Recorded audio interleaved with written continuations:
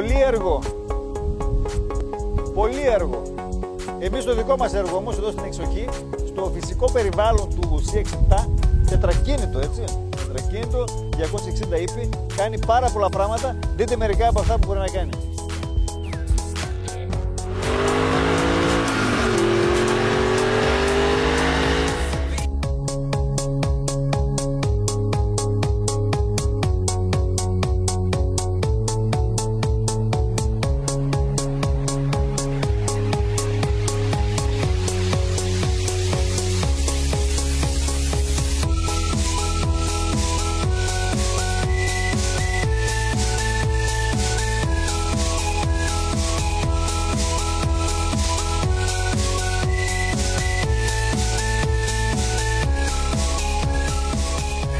Από μια εταιρεία με γκάμα γεμάτη μοντέλα που χαίρεσαι να οδηγείς, περιμένεις με μεγάλο οδηγικό ενδιαφέρον ακόμα και το μεσαίο 4x4 της.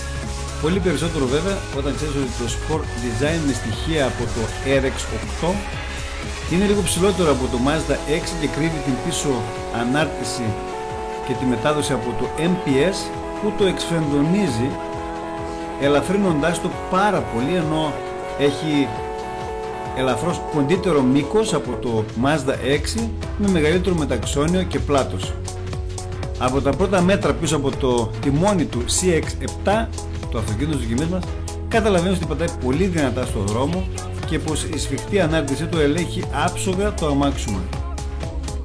Η λειτουργία γενικά του αυτοκινήτου είναι πάρα πολύ ποιοτική, ενώ στρογγυλεύει πάρα πολύ όμορφα τις ανομαλίες του δρόμου.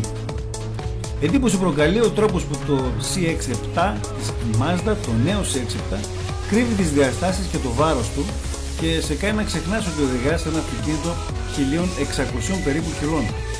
Σε οποιοδήποτε έδαφος, οποιαδήποτε υφή και αν έχει το έδαφος, το αυτοκίνητο δείχνει σβέλτο, δυναμικό, σταθερό και πάρα πολύ καλά δεμένο. Οι 260 ύπη του κινητήρα του, με τον άμεσο ψεκασμό, κατανικούν πάρα πολύ γρήγορα με τη βοήθεια του εξελιγμένου συστήματος 4x4, το οποίο δίνει την κίνηση εμπρός 100% και φτάνει μέχρι 50-50 μπρος πίσω σε δύσκολες συνθήκες και εξασφαλίζει το ότι θα φτάσετε εκεί που θέλετε χωρίς κανένα πρόβλημα. Η διάθεση για παιχνίδι συνεχίζεται μέσα στο CX-7. Το CX-7, το νέο SUV της Mazda, ακολουθεί τη ρότα που χάραξαν οι δυναμικές εκδόσεις του MPS και εξωτερικά, όπως βλέπετε στο σχέδιό του. Το καπό και τα φτερά θυμίζουν RX8. Πραγματικά η δυναμική σχεδίαση, ξεκινώντας από την θαυμάσια υπερδύναμη του κινητήρα των 260 ύπων, συνεχίζεται και στο σχεδιαστικό του τμήμα, ενώ τελειώνοντας πίσω το αυτοκίνητο κλείνει με δυναμικές γραμμές ακόμη και εκεί.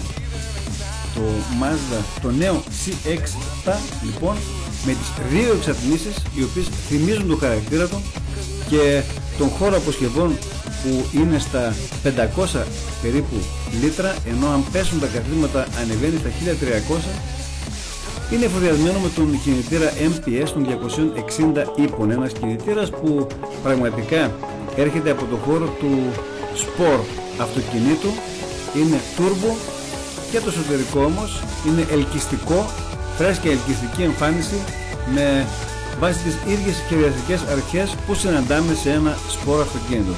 Η θέση οδήγησης αλλά και του συνοδηγού έχουν καλή πλευρική στήριξη, ενώ το ταμπλό είναι εφοδιασμένο με ό,τι χρειαστεί κάποιος για την άνετη μετακίνησή του.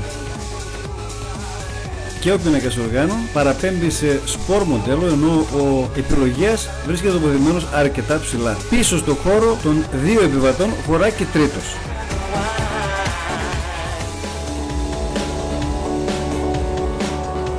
Η εξέλιξη του traction control, το οποίο δεν απενεργοποιείται, αλλά και η άνετη μετακίνηση με τη σφιχτή ανάρτηση σε κάθε είδους έδαφος, καθιστούν το νέο CX-7 της Mazda ένα αυτοκίνητο το οποίο δεν του λείπει τίποτα.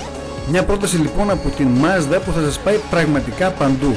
Εκεί μας πήγε και εμάς και δεν αρνήθηκε ποτέ να μας μετακινήσει με την απαιτούμενη άνεση και την πολυτέλεια την οποία ζητήσαμε.